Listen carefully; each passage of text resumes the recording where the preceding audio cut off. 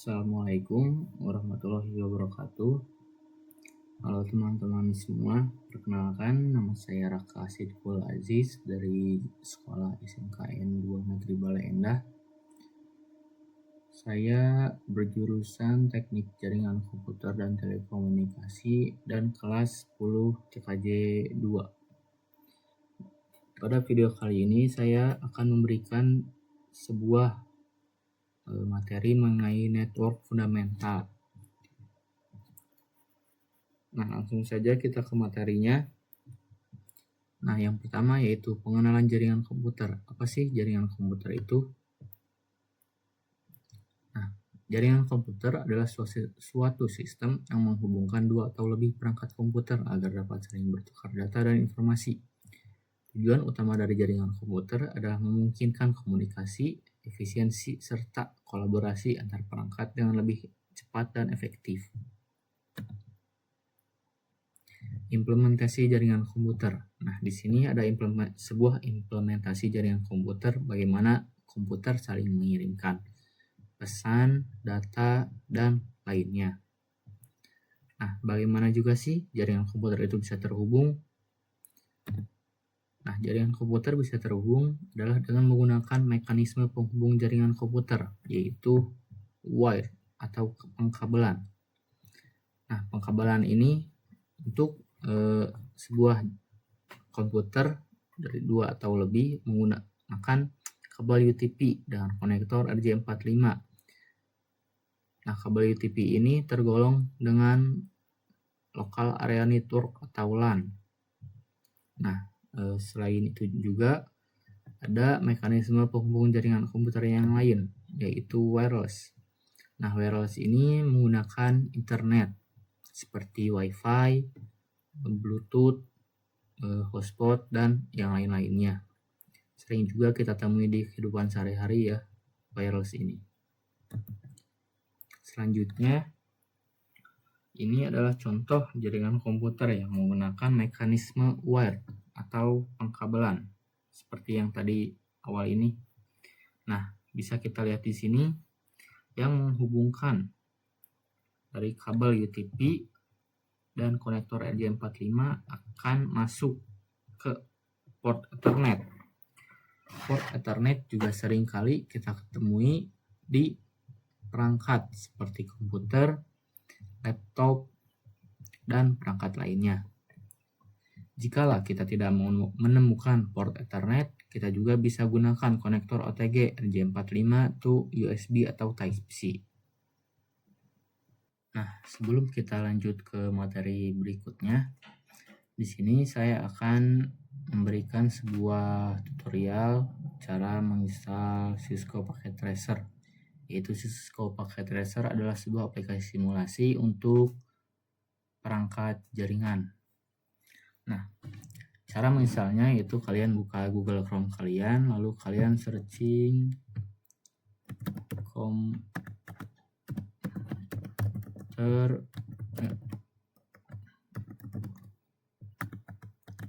networking apps ini. Kalian enter. Nah, di sini kalian masuk ke pada bagian yang teratas ini.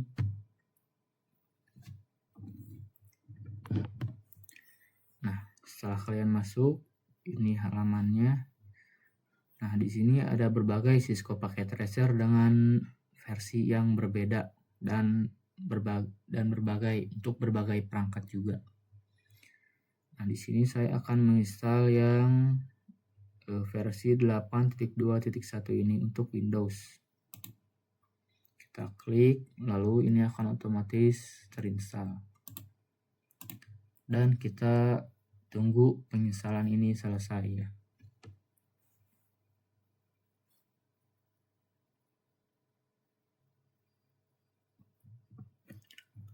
Nah, setelah sudah terinstall, kita langsung klik saja ini.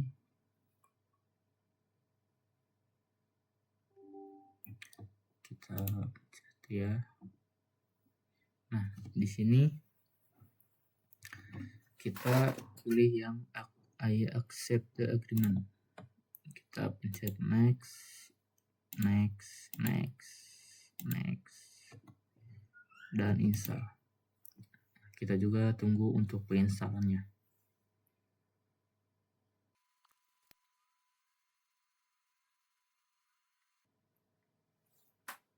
Nah, setelah terinstall, kita klik finish di sini. Langsung kita keluar dan kita masuk ke Cisco Packet Tracer.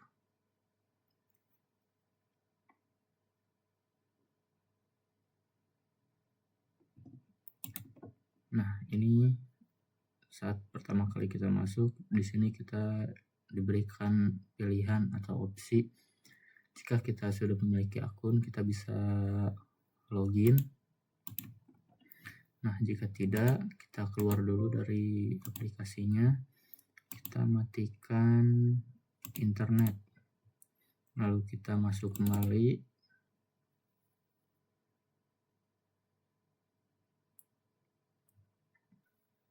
Nah, ini adalah halaman utama dari Cisco Packet Tracer ya, teman-teman.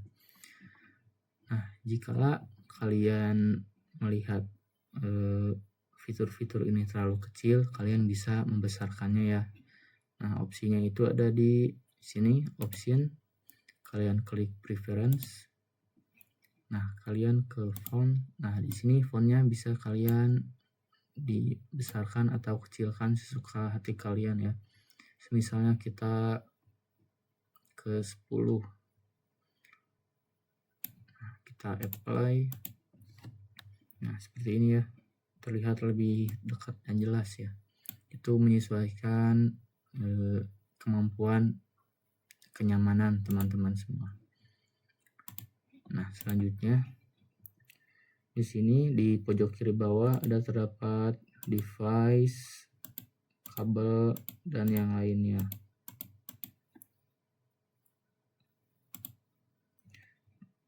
Nah, sebelum itu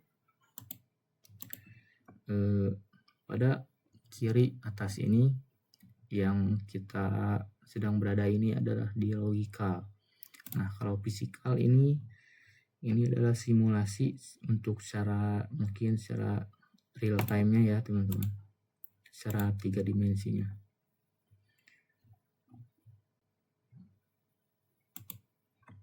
Nah, di sini kalian bisa memberikan laptop, PC. Nah, seperti ini untuk tampilannya ya, kalau di fisikal. Nah, kalau logikal itu hanya 2D saja tuh, hanya seperti ini. Nah, selanjutnya kita akan mencoba menghubungkan 2 buah komputer. Nah, di sini juga ada berbagai kabel ya teman-teman. Di sini ada konsol, ada copper strike, ada copper crossover, ada fiber, ada phone, ada coaxial, dan lain-lainnya. Nah, jika teman-teman sekalian tidak ingin memilih ribet ya, atau hanya ingin yang praktis saja, kalian bisa menggunakan kabel ini ya teman-teman. Nah, ini adalah kabel otomatis. Kalian bisa menghubungkannya secara otomatis hanya seperti ini saja. Nah, seperti ini gambaran komputer terhubung ya teman-teman. Nah, selanjutnya di sini saya akan memberikan sebuah jaringan sederhana dengan cara saya menggunakan 1 switch dan 2 buah PC.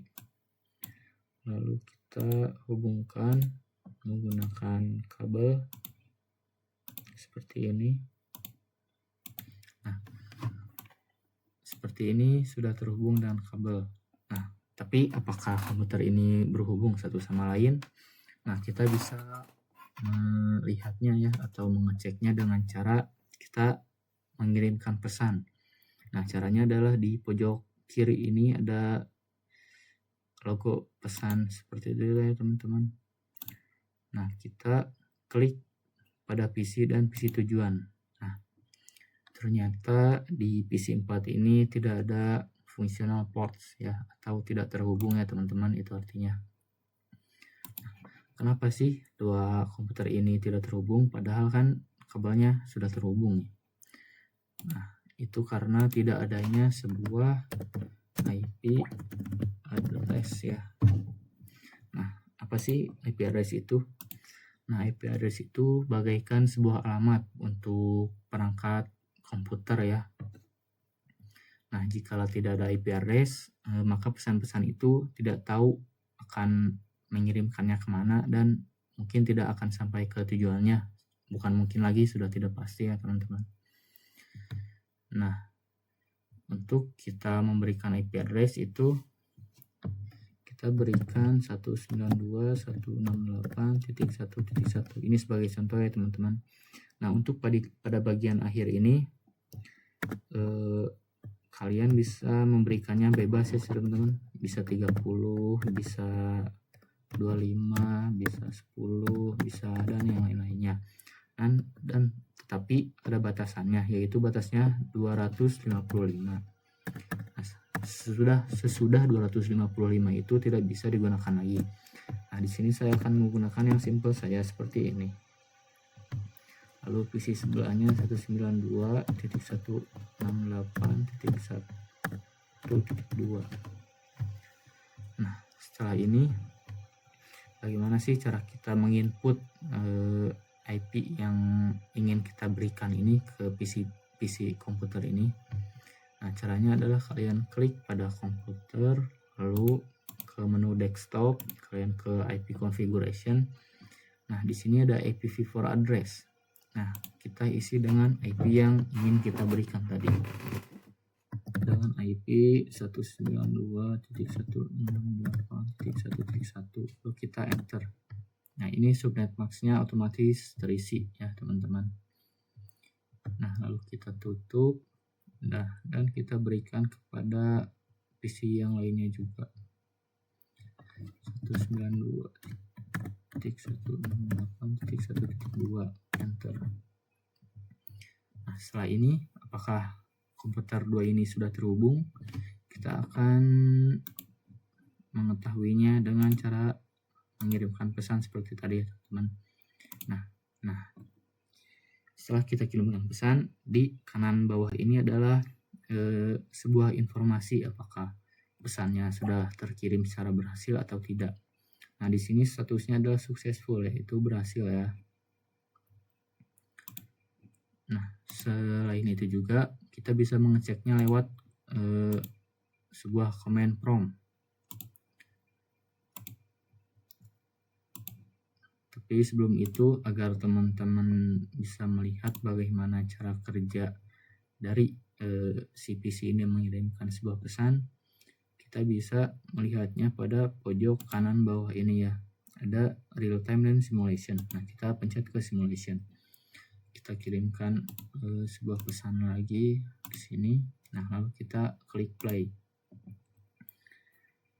Nah, di sini juga terlihat ya teman-teman, pesan-pesan ini saling mengirimkan satu sama lain dan sampai ke tujuannya masing-masing. Untuk melihat statusnya kita bisa melihat di bawah sini ya. Kita lihat apakah ini berhasil atau tidak.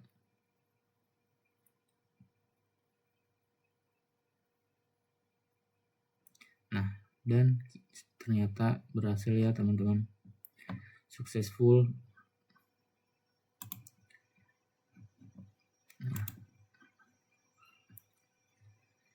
selain itu juga kita bisa mengeceknya lewat command prompt.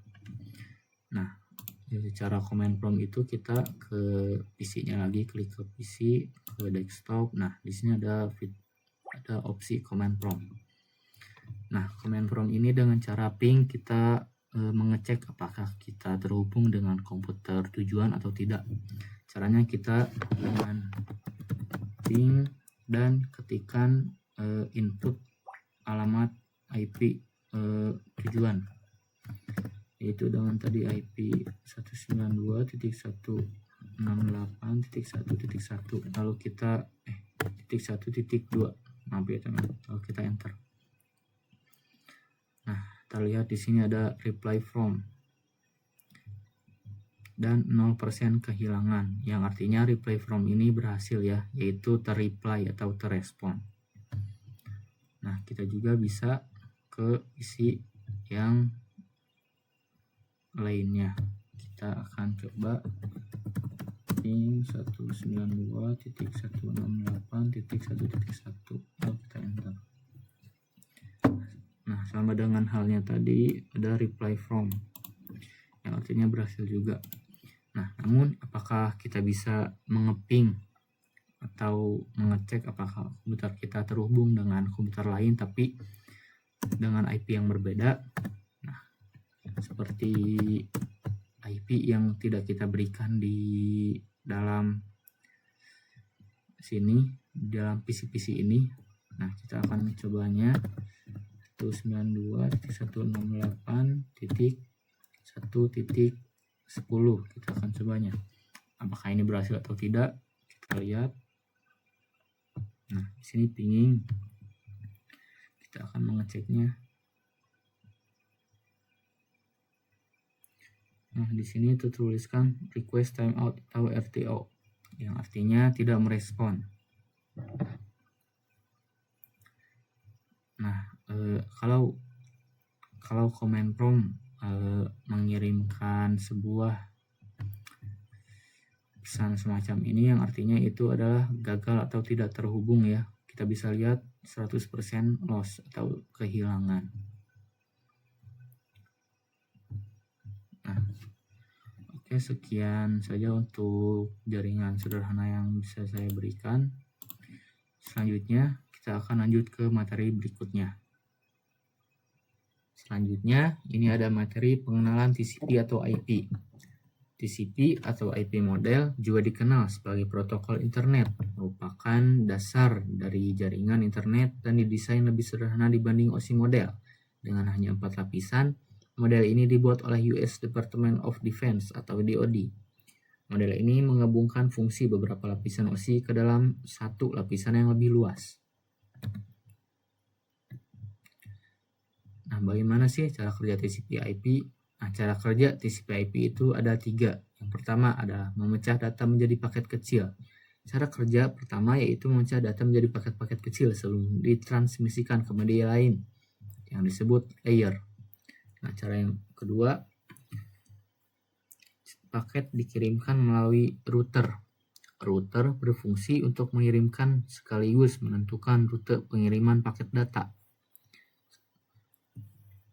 Selanjutnya, paket berhasil dikirim ke tujuan jika paket sudah terkirim dan sampai di alamat tujuan. Selanjutnya, layer TCP atau IP akan menjalankan tugasnya masing-masing, mulai dari penerjemahan sinyal menjadi data hingga akhirnya disusun menjadi sebuah file utuh. Nah, di sini ada struktur OSI versus TCP/IP model. Bisa kita lihat di sini gambarnya, teman-teman. OSI itu memiliki 7 layer. Seperti kita lihat, yang pertama layernya application, presentation, session, transport, network, data link, dan physical. Nah, untuk TCP/IP 4 model, yaitu dari sebelum OSI yang 3 layer ini akan menjadi application, transport, masih transport, internet, dari OSI network, dan di TCP/IP menjadi internet. Lalu data link physical menjadi link, dan untuk model yang 5 layer yaitu hampir sama seperti yang 4 layer, yaitu application, transport, internet menjadi network, dan link menjadi data link dan physical. Selanjutnya TCP atau IP transport layer, TCP atau IP model layer. Nah, kita juga lihat di sini gambarnya, teman-teman. TCP/IP itu memiliki 2 buah dua model layer. Yang pertama, yang sebelumnya kita jelaskan, yang pertama ada 4 layer, yang kedua ada 5 layer. Seperti application, transport, internet menjadi network, link menjadi data link dan fisikal dalam yang model 5 layer. Nah, untuk layer yang TCP/IP layer yang pertama yaitu application layer. Pasti application layer itu sebagai layer user interface berfungsi dalam melayani antarmuka aplikasi atau perangkat lunak untuk berkomunikasi melalui jaringan dengan protokol HTTP, FTP, SMTP, dan lainnya. Nah, untuk layer yang kedua yaitu transport layer. Transport layer ini mengatur pengiriman data dan memastikan keandalan komunikasi antar aplikasi pada host yang berbeda. Ketika kita akan mengakses sebuah URL atau link pada layer application, itu akan diakses dan masuk ke layar transport, di mana transport layer ini akan menentukan apakah ini termasuk protokol TCP atau UDP. Nah, belum kita lanjut, apa sih protokol TCP atau UDP? Nah, protokol TCP. Pertama, protokol TCP. TCP atau Transmission Control Panel, yaitu menggunakan koneksi yang datanya dikirim secara berurutan untuk mencegah data yang macet dan mempermudah dalam menemukan dan memperbaiki kesalahan. Negatifnya, terdapat banyak komunikasi dua arah antara kedua pihak sehingga butuh waktu yang lebih lama. Selanjutnya ada UDP.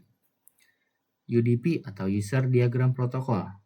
UDP ini tidak berbasis koneksi, tanda pengenal, atau nomor urut sehingga tidak mengoreksi kesalahan pengiriman dan tidak peduli apabila tiket hilang.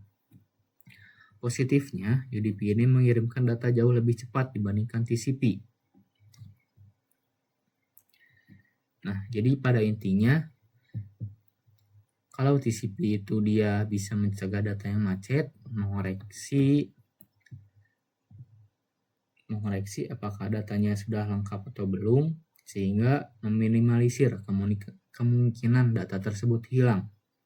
Kemudian mempermudah dalam menemukan kesalahan. Beda hanya dengan UDP ini, dia tidak peduli apabila data tersebut hilang. Nah, jadi perbedaannya ada plus minusnya antara UDP dan TCP. Selanjutnya, ini fungsi utama TCP atau IP model. Fungsi utamanya TCP atau IP model lebih berfokus pada fungsionalitas dan efisiensi dibandingkan dengan OSI model. Dengan fungsi utama, yang pertama menyediakan standar komunikasi dalam jaringan dan internet. Yang kedua, mengurangi kompleksitas dengan menggabungkan beberapa lapisan OSI. Yang ketiga, sekaligus terakhir, menyederhanakan protokol dengan hanya menggunakan 4 lapisan inti. Nah, tidak terasa materinya sudah berakhir untuk network fundamental. Sekian untuk video kali ini. Saya tutup. Semoga video ini bermanfaat untuk teman-teman semuanya. Apabila teman-teman ingin bertanya, boleh saja tulis di kolom komentar ya. Ya, untuk sekian saya tutup ya. Wassalamualaikum warahmatullahi wabarakatuh.